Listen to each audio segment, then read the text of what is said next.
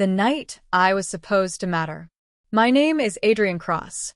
On my 36th birthday, I sat alone at a table meant for 6 people, realizing, slowly, painfully, that I had never actually been part of my own family. The restaurant was warm, the kind of warm that makes people linger. Low lights, dark wood, soft music that hummed in the background like it didn't want to intrude. I had chosen it carefully, scrolling through reviews late at night, convincing myself that this time would be different. That this time, they would show up. 6 chairs surrounded the table. 5 of them were empty. I arrived early. I always arrived early. Being late felt disrespectful, and I had spent my entire life trying not to be a disappointment. I wore a charcoal jacket I'd ironed twice and a watch I rarely used but thought made me look more put together. The kind of person worth showing up for. The host checked his tablet and smiled politely. Reservation for 6? Yes, I said. Adrian. He led me to a table near the window. Outside, the city of Denver moved like it didn't know tonight mattered to me. Headlights passed. People laughed. A couple argued quietly on the sidewalk before walking away together. I sat down facing the entrance. Waiting. The server came by with menus already in hand. Would you like to order, or are you waiting on the rest of your party? They'll be here, I said quickly. Too quickly. I'll wait. He nodded and stepped away. I checked my phone. 7:12 p.m. No messages. No missed calls. I told myself it was traffic. That my sister Lena always underestimated drive time. That my mother liked making dramatic entrances. That my stepfather probably insisted on parking 3 blocks away to avoid paying. Pale light slipped through the blinds, cutting thin lines across the ceiling. I lay there staring at them, replaying the moment in the restaurant again and again, until the humiliation stopped hurting and started instructing. I got out of bed before my alarm and made coffee I barely tasted. The apartment felt different, like it had shifted allegiance overnight. As if it was finally on my side. Open excuses came easily. They always had. I straightened the silverware, then adjusted it again. I remembered being 10 years old, standing at a school gate long after dismissal, telling the teacher my mom was just running late. I remembered being 15, sitting in an empty auditorium after a play, holding my costume bag while everyone else hugged their parents. I remembered promising myself it would be different when I was older. I checked the time again. 7:26 p.m. My phone buzzed. My chest tightened before I even looked. A text from my mother. Change of plans tonight. Don't wait. We'll do something soon. That was it. No explanation. No apology. No happy birthday. Just a sentence designed to end the conversation before it started. I stared at the screen, hoping more words would appear. They didn't. The server returned, this time holding a small gift bag. Someone asked me to bring this over, he said. Said it was from your family. I smiled automatically. Muscle memory. The kind of smile you learn when disappointment becomes routine. Thank you, I said. Inside the bag was a leather wallet. Black. Minimal. Expensive. I recognized it instantly. I had sent my stepfather the exact same wallet last Christmas. Same brand. Same stitching. Same price tag that had made me hesitate before buying it anyway. There was a card inside. Happy birthday. No name. No message. Just 2 words printed in generic font. Underneath the card, folded neatly, was the receipt. My name was on it. Something inside me shifted, not loudly, not dramatically, but permanently, like a door clicking shut. I placed the wallet back into the bag and pushed it to the side of the table. The music continued. Glasses clinked. Somewhere nearby, someone was singing softly along to the song playing overhead. The world didn't pause for realizations like mine. I ordered a drink. Something dark and strong. I took one sip and let it burn. I didn't cry. I didn't call them. I sat there long enough to prove a point to myself, then reached into my pocket and pulled out a folded note I hadn't known I'd need. I slid it under the gift bag. For words, written slowly. I won't wait again.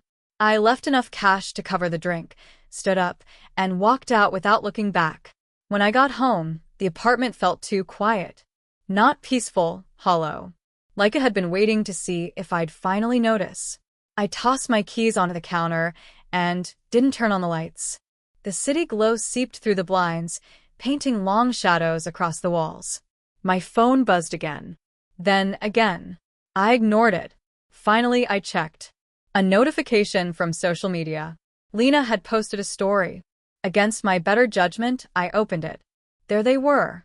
My mother. My stepfather. Lena. My cousin Evan. All standing inside the Ember Room, a steakhouse I couldn't afford anymore because I was too busy paying everyone else's emergencies. Champagne glasses raised. Smiling wide. The caption read, Family Night. Célébrati Evanes promotion. My throat tightened. I zoomed in. On Evan's wrist was a silver watch. The same one he'd asked me about 2 months ago when he said he was behind on rent. I opened my banking app. There it was.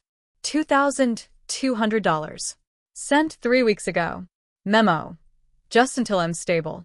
He wasn't unstable. He was celebrating.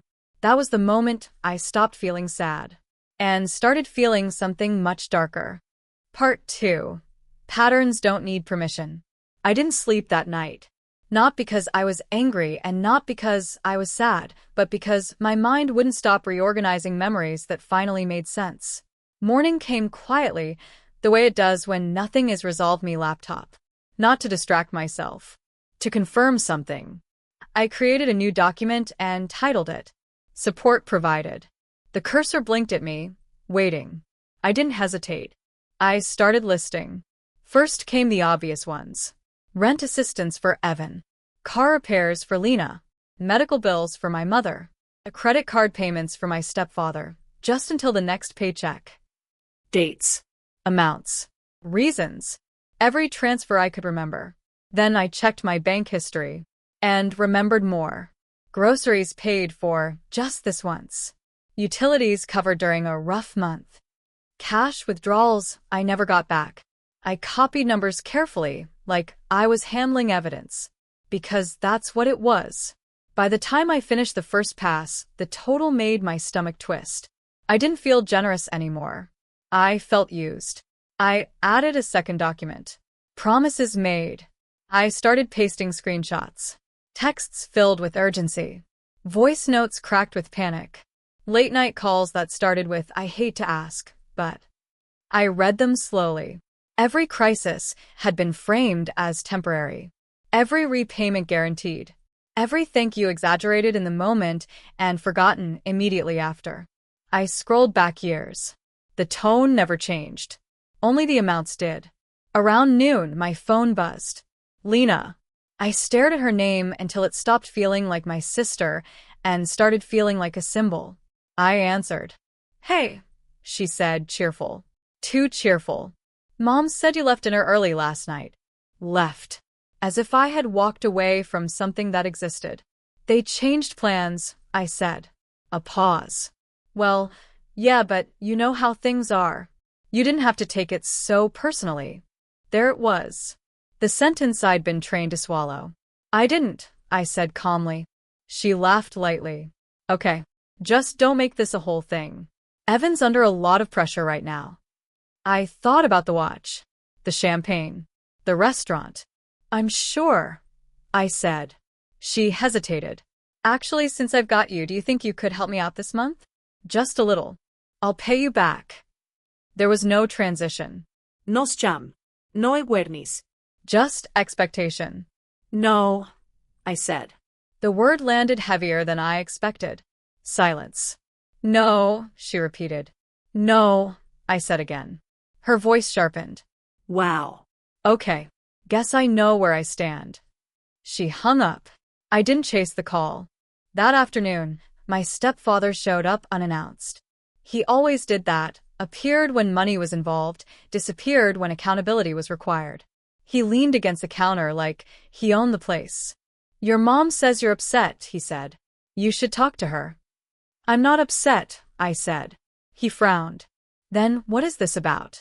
I handed him a printed sheet. He skimmed it, then slowed. What is this? He asked. A list, I said, of everything I've given this family. He scoffed. You make it sound transactional. It is, I said. You just never planned to settle the account. His jaw tightened. You've always been dramatic. I met his eyes.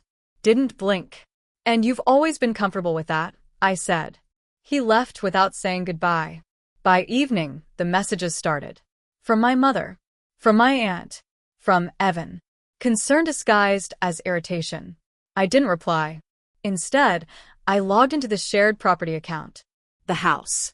The one my father had left behind. The one I helped save. Something fell off. A new document sat in the folder. Updated ownership agreement. My name wasn't there. I scrolled. Checked again. Gone. Replaced. I called the county clerk. They confirmed it. Filed last month. Signed. By me. Except it wasn't. My signature was there. But it wasn't mine. That was the moment grief ended. And something colder took its place. I didn't confront them. I documented. Screenshots. Downloads. Dates. Then I emailed a lawyer. Short message. Clean subject line. Possible fraud. Attached documentation. I sent it and closed the laptop. That night, I finally slept. Not because I felt peace, but because I had direction. The next morning, I woke up to chaos. Missed calls. Voicemails. Texts demanding explanations. My mother's message was the longest. You're tearing this family apart. I read it twice. Then deleted it. Families don't fall apart when one person stops bleeding. They fall apart when the truth finally shows. I wasn't angry anymore. I wasn't confused. I was deliberate. And they hadn't noticed yet, but they would.